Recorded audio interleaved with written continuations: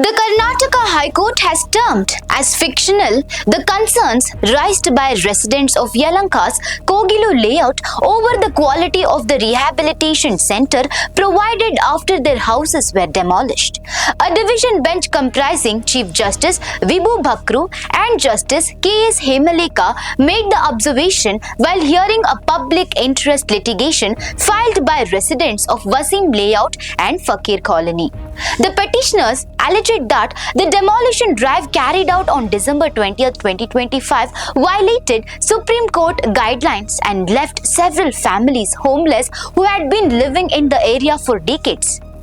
Through the PIL, the residents have sought a comprehensive survey of all those affected by the demolition and compensation for the displaced families. During the hearing, the petitioners' counsel argued that the rehabilitation center arranged by the state is located too far from Kogilu Layout, can accommodate only around 100 people and lacks adequate washroom facilities. The council also informed the court that the findings of the court-appointed amicus curiae advocate B.V. Vidyulata, based on interactions with residents who had stayed at the facility, would highlight additional shortcomings. However, the High Court was not convinced by these submissions. The bench noted that photographs of the rehabilitation center did not indicate that it was being fully utilized by the displaced residents.